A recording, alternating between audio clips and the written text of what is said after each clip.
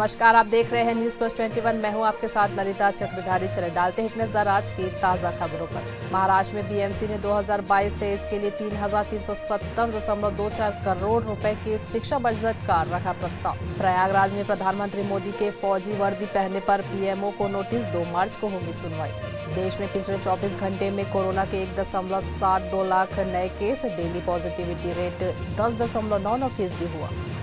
Samajwadi party प्रत्याशी लालू यादव के दामाद राहुल यादव के खिलाफ मुकदमा दर्ज। बिना अनुमति के रोड शो निकालने पर दर्ज हुआ मुकदमा।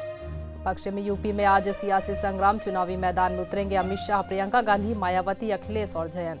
बीजेपी के खिलाफ आज से मिशन उत्तर प्रदेश पर संयुक्त किसान मोर्चा और राकेश टिकैत दिल्ली में करेंगे प्रेस कॉन्फ्रेंस। हार्ट सर्जरी के बाद सुनील ग्रोवर आज होंगे अस्पताल से डिस्चार्ज। कॉमेडियन की हालत में है सुधार।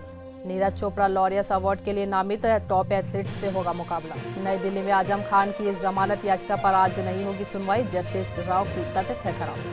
बंगाल में राज्य चुनाव आयोग ने 108 नगर निकायों के लिए मतदान की तारीखों की घोषणा की। ऐसे ही तमाम जानकारी से लगातार अपडेट रहने के लिए हमारे चैनल को लाइक और सब्सक्राइब करना ना भूलें। नोटिफिकेशन के लिए बेल आइकन जरूर दबाएं। देखते रहिए न्यूज प्लस 21, आपके हक की बात।